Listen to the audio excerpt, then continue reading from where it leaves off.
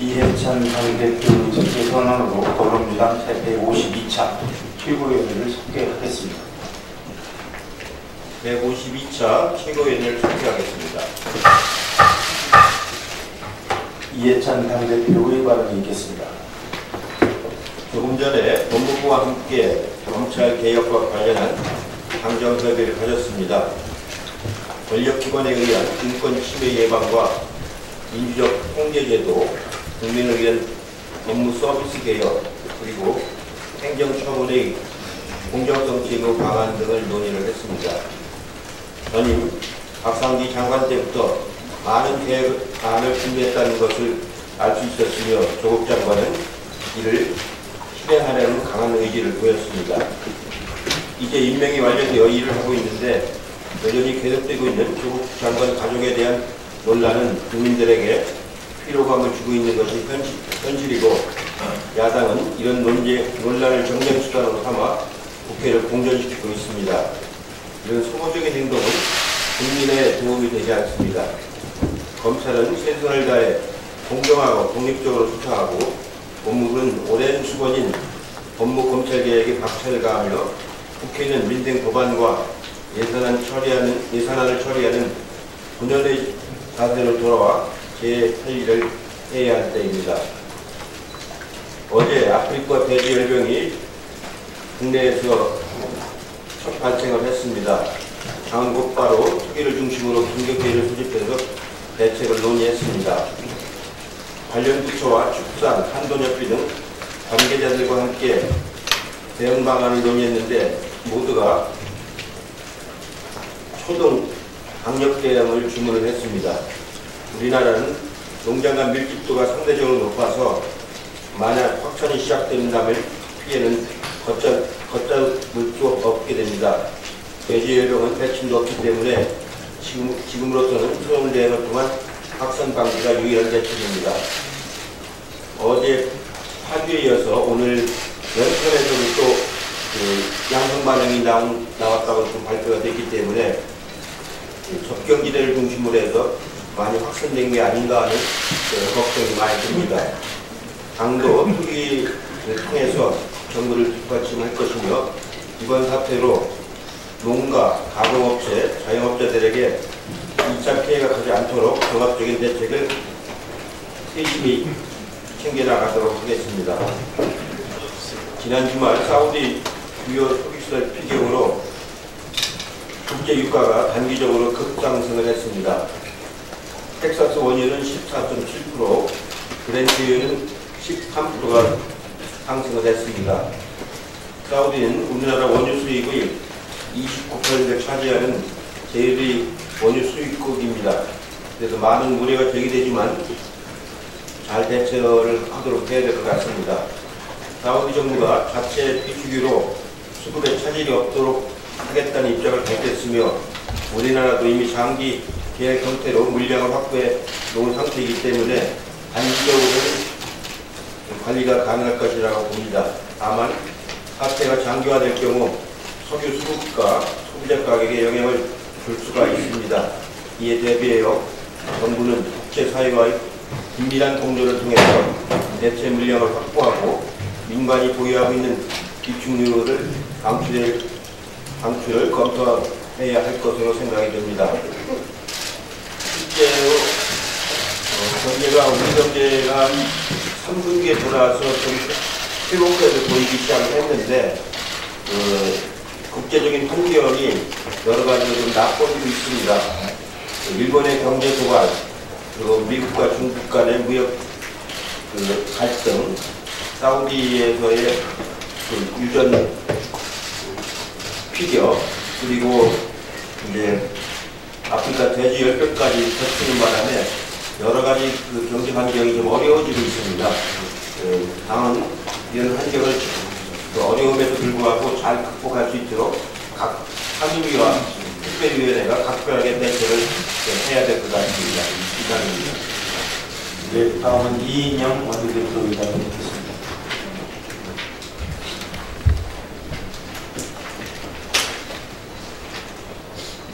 네, 오늘은 우리 민주당이 64번째 생일을 맞는 기쁜 날입니다. 민주당은 민주주의를 향한 열망과 한반도 평화에 대한 염원, 국민만을 바라보고 일하는 민주, 평화, 민생정당으로 지난 64년을 쉼없이 달려왔습니다. 오늘을 맞아 이 자리에 기록하면 누구보다 기뻐하셨을 고 김대중 노무현 전 대통령님과 민주주의자 고 김근태 의장님이 사무치게 그립습니다. 격동의 현대사 속에서 민주당원으로 민주주의를 수호하신 선배 당원 동지들의 헌신에 깊은 감사와 최고의 존경을 바칩니다. 9월 26일부터 정기국회 일정이 다시 정상화됩니다. 어젯밤 국회 의사 일정에 자유한국당의 나경원 원내대표와 다시 합의했습니다. 9월 26일, 27일, 30일, 10월 1일 4일간에 걸쳐서 대정부 질의가 있고 10월 2일부터 21일까지 국정감사가 있습니다. 그리고 10월 22일 날 시정연설은 그대로 진행되겠습니다. 미세 조정을 했고 또 나름대로 정기국회의 정상화를 이루었지만 예정보다 많이 늦어졌고 그런 점에서 국민께 송구합니다. 의사 일정을 다시 합의해서 다행이지만 여전히 걱정은 많습니다. 경쟁을 멈추고 민생국회, 일하는 국회를 만들라는 것이 국민의 준엄한 명령입니다.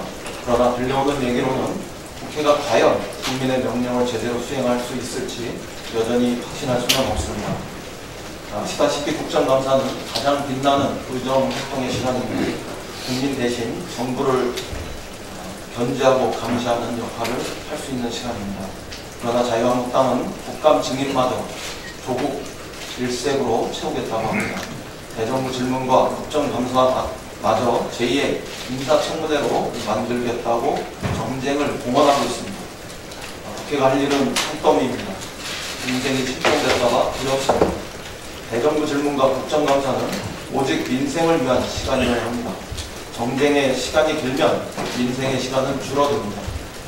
고달픈 국민의 민생을 위해 써야 할 소중한 시간을 정쟁을 위해 합의해서는 안 됩니다.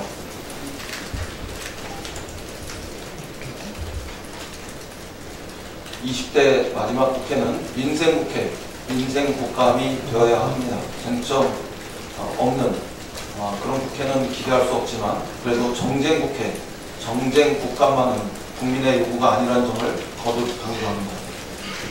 긴급한 민생 현안이 폭풍처럼 닥쳐오고 있습니다. 이해찬 대표께서도 말씀하셨지만 사우디 원유시설 피격으로 국제 유가가 14%나 급등했습니다. 아프리카 돼지 열병이 발병해서 돼지 농가에도 비상이 걸렸습니다. 경제가 비상이고 또 민생이 비상입니다. 지금 당장 신속하게 대처해도 힘들고 또 늦을 수 있습니다. 국민과 정부 등 대책 마련에 부심하는데 국회가 발목을 잡아서는 안 되겠습니다. 정쟁을 내려놓기를 다시 한번 촉구합니다. 당장 민생의 현장으로 우리 국회는 달려갈 수 있어야 합니다. 당장으로 갈 때가 아니라 지금 국회가 있어야 할 것은 민생 최일선이어야 합니다. 이상입니다. 네, 다음 박주민 최고위원이 발언하겠습니다.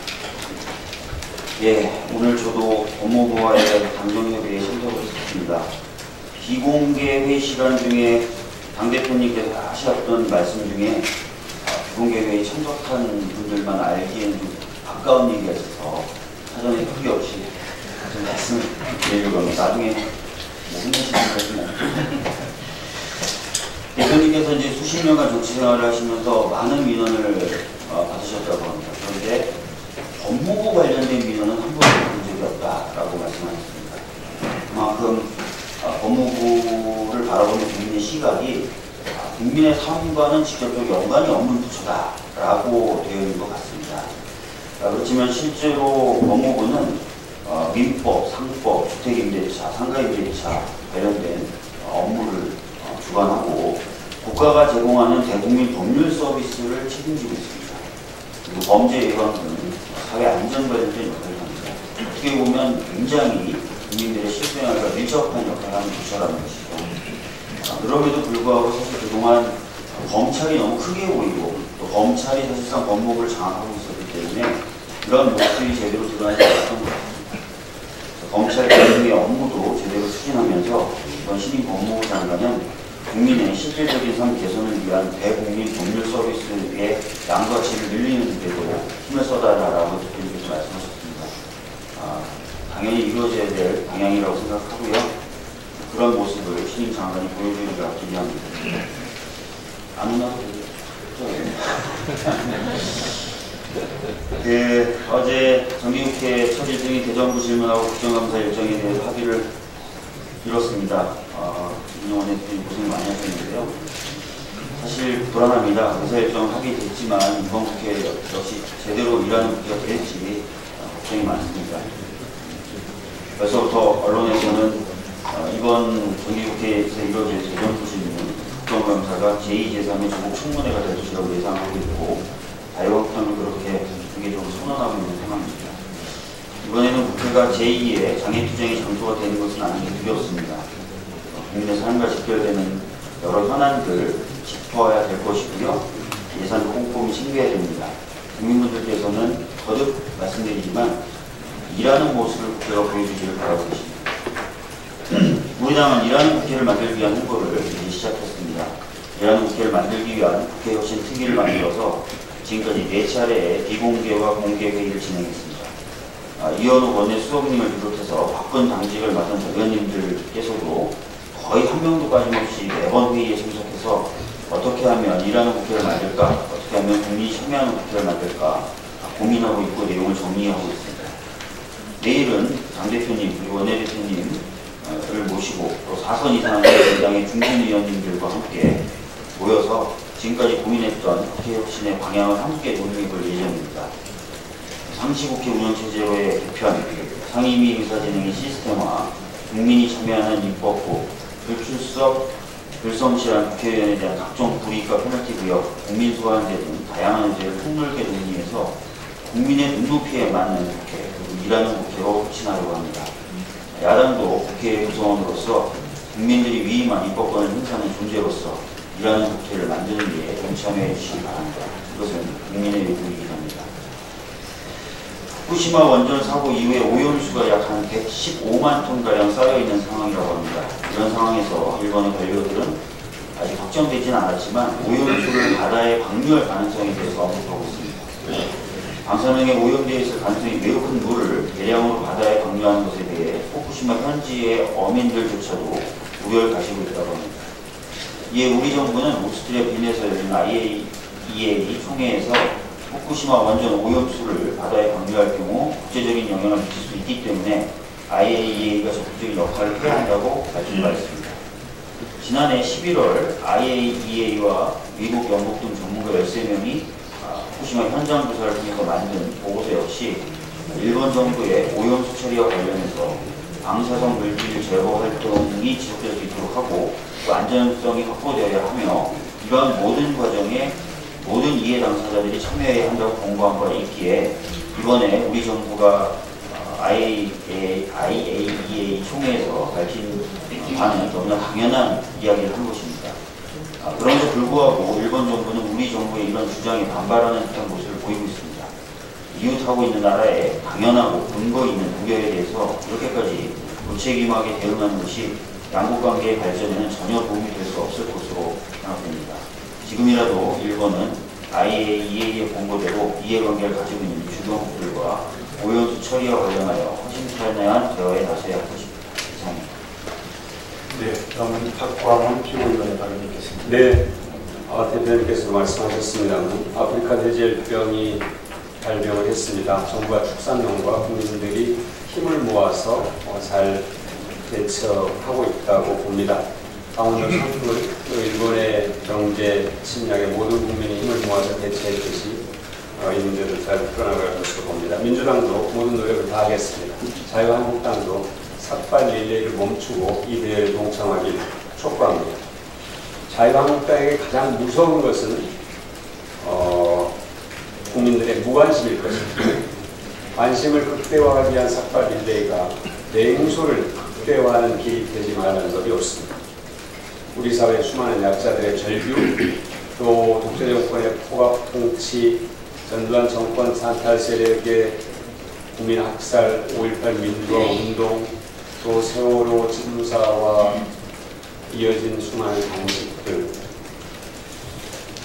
과거 정권의 언론 장악, 또 기득권 세력의 갑질, 일본의 역사 왜곡, 일본의 경제 침략 등 정말 국가적인 사안들, 또 참사들에 대해서는 참 무관심했던 자유한국당이 삭발 릴레이를 하고 있습니다.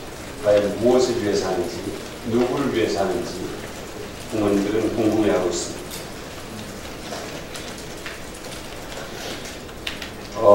수사기관의 피의사실 공표에 대한 방안을 마련해야 된다는 국민들의 요구가 높은데, 일각에서는 수사를 방해하거나 국민의 알 권리를 침해할 우려가 있다는 얘기를 하고 있습니다. 참으로 자기중심적인 편리한 사고라고 않을 수 없습니다. 왜곡된 알 권리 주장이 인권을 침해할 권리를 말하는 것은 아닙니다. 수사기관과 언론의 본의 아닌 어떤 그런 관계가 인권을 무제한적으로 침해하는 수단이 되어왔다는 것을 우리는 통절하게 경험했습니다. 2009년 노무현 대통령이 돌아가셨을 때, 그때 언론들의 지면을 제가 다시 한번 봤더니 표적사정 맥락 못 짚고 검찰 발표 의존, 검찰의 주장을 검증 없이 그대로 기사화, 무너진 피의자 인권, 비극을 불렀다. 검찰 수사관에 이것만은 고치자, 피의사실 공표죄. 이게 당시 언론들의 자성입니다. 10년이 지났는데 이 잘못된 관행과 결별하겠다는 언론의 이 각오가 여전히 저는 유효하다고 믿습니다. 이걸 잊어버리지는 않았겠죠. 당시 언론진흥재단에서 언론인과 언론학자 460여 명을 조사했더니 언론의 피의사실 보도가 개선돼야 한다 85%, 수사기관의 피의사실 공표 잘못하고 있다 64%. 이게 당시 언론인과 언론학자들의 인식입니다. 그게 지금 달라졌을 수는 없겠죠. 미국 연방법무부가 마련한 연방검사 업무 지침은 수사기관의 브리핑 원칙을 명확히 하고 있는데요. 발표를 해야 될 기소 관련 보도 자료의 경우 기소 내용은 단순히 혐의에 불과하며 재판에서 확정될 때까지 무죄로 추정된다는 점을 반드시 명시하도록 하고 있습니다. 미국에서 이것을 수사방해나 알 권리 침해라고 얘기하지 않습니다.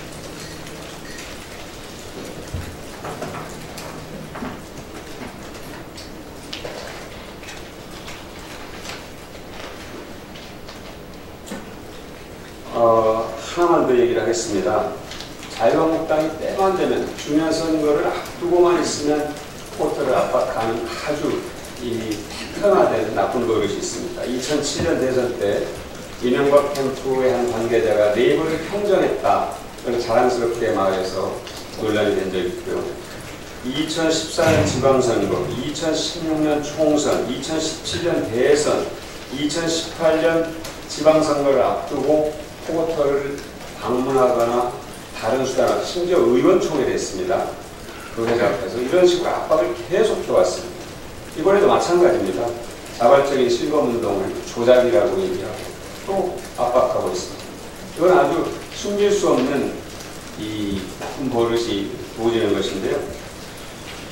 제가 다시 한번 반복해서 강조하지만 자유한국당이 해야 할 일은 국회에 있습니다.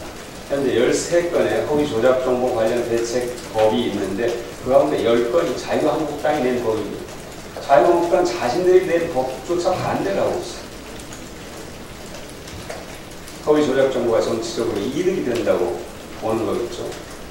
그러나 그건 일시적인 일일 겁니다. 반드시 허위 조작 정보 관련 법을 국회에서 심의해서 통과시키는데 해 주실 것을 간곡히 청합니다. 이상입니다. 네, 다음은 선울 최고위원을 발언드리겠습니다. 내일이면 9.19 평양 공동선언 있은 1년이 됩니다. 남북 정상이 손잡고 전쟁 없는 한반도 평화번영의 시대가 열렸음을 천명했지만 1년이 지난 현재 평양선언을 뒷받침할 행동과 실천이 느리기만 해서 안타까웠습니다. 다행히 한반도 평화 시기가 이제 다시 움직이기 시작했습니다. 이달 하순 북미 신무협상 재개와 한미 정상회담 개최로 비핵화 평화체제 구축 논의를 진전시킬 수 있는 기회를 다시 한번 맞이하고 있습니다.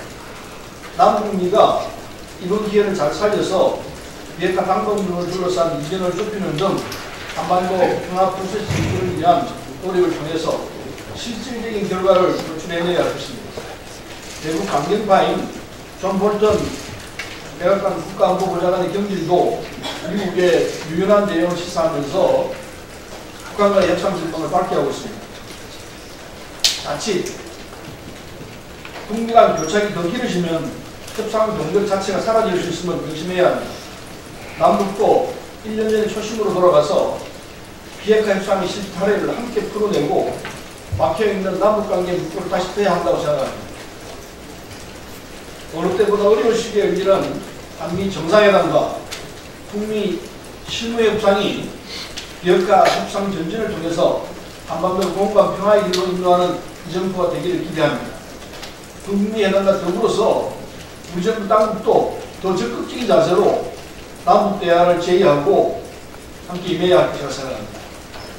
이상입니다. 네, 다음은 김혜영 최고위원을 발언드리겠습니다.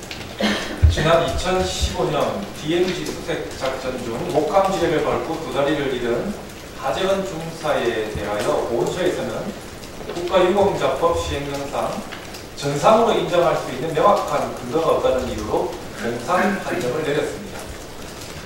이를 두고 일부에서는 보훈처가 북한의 비위를 맞추기 위해 공상 판정을 내렸다고 주장하나 이는 근거가 없는 주장으로서 색깔론적인 발언입니다.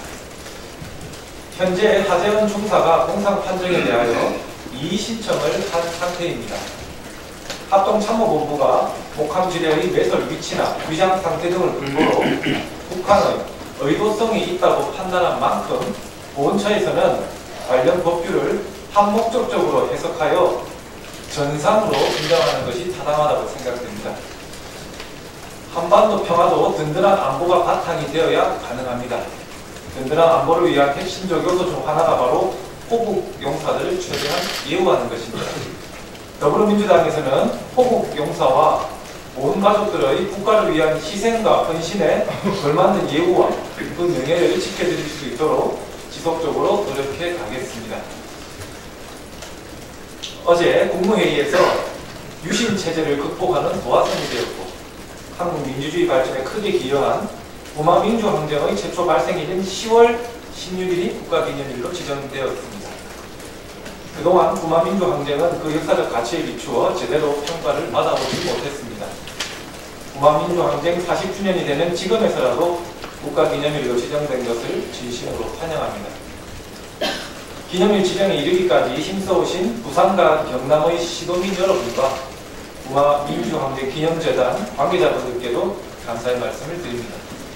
더불어민주당은 오늘 10월 16일 처음으로 열리는 정부기념식을 시작으로 부마민주항쟁을 재조명하고 국민들과 함께 그 정신을 계승해 나가겠습니다. 네, 다음은 남인순 최고위원을 발언드리겠습니다. 네, 오늘은 민주당이 창단된 지 64주년이 되는 날입니다.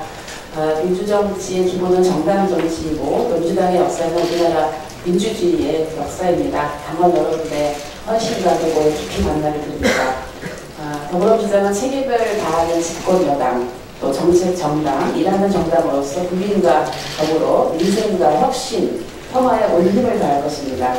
포용적 복지국가를 실현하고 한반도 비핵화와 평화의 새 시대를 열어가면서 검찰 개혁을 비롯한 촛불 시민혁명의 기억과제를 흔들림 없이 추진해 나갈 것입니다. 그 아이 총회에서 문명 과기비 차관이 기조연설을 통해서 일본 후쿠시마 원전 오염수 해양 방류는 일본만의 문제가 아니라 전 지구적 해양 환경에 영향을 미치는 중대한 국제 이슈라고 밝히고 국제사회가 안전하다고 확신할 만한 오염수 처리 기준과 방안을 마련해야 한다라고 IAEA와 해역국의 공동 역할과 협력을 촉구를 했습니다. 사실 이에 대해서 일본은 그 한국 측의 주장이 사실관계와 과학적 근거에 기초하지 않았다 이런 식으로 입장을 표명을 했는데요. 그렇지만 이 도쿄전력이 다액정 제거 시설이라는 전용 장치를 사용해서 방사성 물질을 제거하고 있지만 삼중 수소 등 방사성 물질을 제대로 제거하지 못하고 있는 것으로 지금 알려지고 있습니다. 후쿠시마 원전에는 각종 일부 발암물질을 포함한 고준위 방사성 오염수가 지난해 말부터 111만 톤가량 보관되어 있고 이 오염수는 2030년까지 200만 톤으로 늘어날 전망입니다. 일본 정부는 공식 인정을 하고 있지 않지만 오히려 후쿠시마 원전 방사성 오염수를 해양 방류하겠다는 뜻을 굽히지 않고 있습니다.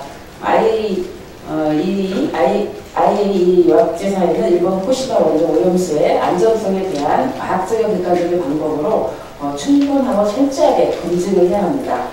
방사성 오염수 해양 방류는 일본 후쿠시마 주변은 물론 우리나라를 비롯한 태평양 연안국가의 안전을 위협하는 범죄 행위로 해양 방류 계획을 철회하려는 우리 정부의 요청을 일본 정부는 당연히 수용해야 할 것입니다. 이상입니다. 네, 이어서 이수진 최고위원이 말씀드리겠습니다. 네, 삭발은 폭력과 국제에 항거하여 민주주의를 지키고자 하는 숭고한 저항을 나타냅니다. 그런데 몸에 맞지 않는 옷을 입은 듯 어색해 보이는 황교안 당대표의 삭발식은 민주주의, 정의와 법에 대한 중대한 도전이라 아니할 수 없습니다. 조국 법무부 장관의 임명에 있어서 본인이 책임져야 할 명백한 위법 행위가 확인되지 않았는데도 의혹만으로 임명하지 않는다는 나쁜 선례가 될 것이라고 했듯이 자한당의 주장대로 장관 임명 철회가 정의와 법을 소화한 것이 아니면 명백한데 삭발의 의미는 어디에 있는지 묻지 않을 수 없습니다. 삭발 순서대로 공천이 보장된다더라 라는 웃지 못할 얘기들이 자한당의 공천 추천을 염두에 둔 총선 때문인지 국민들은 궁금해합니다.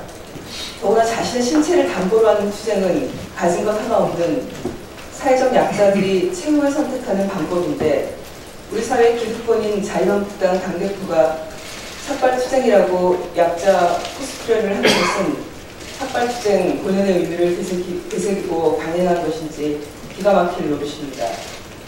과거 황교안 대표는 노조의 정당화 파업에 대해 나라를 망가뜨리고 있다고 하거나 외국인 노동자의 임금을 내국인보다 낮춰야 한다는 인종차별적 발언을 하는 등 반노동자적 인식과 식견을 드러낸 바 있습니다. 이번 기회에 사회적 약자들의 아픔을 이해해봤으면 좋겠습니다. 이제 정기국회가 개원되고 처리해야 할 민생 예산, 민생 법안 등이 산적해 쌓여 있습니다. 장관 한 명 퇴진이라는 삭발을 하기보단 국제무역전쟁, 한일 경제전쟁에서 우리나라 기업과 경제를 살리고 최근 아프리카 돼지열병 확산 방지와 힘겨운 민생을 살펴가야 할 중요한 시기입니다. 사실상 조국 장관 임명을 반대하는 것이 아니고 검찰 개혁을 반대하는 것이라는 입장은 아닌지 묻고 싶습니다. 대통령이 임명한 법무부 장관과 검찰총장은 그분들의 본연의 행정업무 영역에서 정의롭게 사무를 처리해 나갈 것입니다. 자유한국당과 황교안 대표는 국민이 명령한 본연의 사무인 국정감사, 국가예산, 민생법안 처리를 위해 국회에서 최선을 다해 주실 것을 정중히 부탁드립니다. 이상입니다. 네, 다음은 이영석 최고위원의 발언이겠습니다. 네, 김영일 최고께서도 언급이 있었습니다. 어제 행정안전부는 국무회의를 통해서 10월 16일을 부마민주항쟁 기념일로 제정했다고 합니다. 1979년 10월 16일 부산에서부터 시작된 부마항쟁은 이후에 5.18 광주 민주화운동 그리고 60 민주항쟁으로 전신이 이어졌고 4.19 혁명과 4대 민주항쟁을 하나로 인정받아왔습니다. 40년이 지난 오늘에서야 국가기념일 지정이 이루어지는 만시집안에 있습니다. 이제 40주년 행사부터는 동아민주항쟁 기념식을 전부 공식 행사로 치르게 된 점 매우 뜻깊게 생각합니다. 동아항쟁 희생자에 대해서는 묘하게 기념 지정에 노력해 주신 많은 분들 노고에 감사의 말씀을 드립니다. 저희 민주당이 오늘 64주년 창단 기념식을 갖게 됩니다. 그런데 요즘 정치권을 돌이켜보면 격세의 지감을 느끼지 않을 수 없습니다. 과거 독재 정권에 불붙어서 변절과 변신으로 호가호위를 하던 사람들이 갑자기 민주투사님이란 삭발을 하고 피해자 코스프레를 하는 모습이 너무나 가소롭습니다. 자유한국당은 이제라도 광란의 미래의 삭발 코스프레를 멈추고 정치개혁과 사법, 검찰개혁이라는 국민의 영안에 동참하실 것을 다시 한번 촉구드립니다. 네, 이상 모두 발언을 마치고 회의를 비공개로 전환하겠습니다.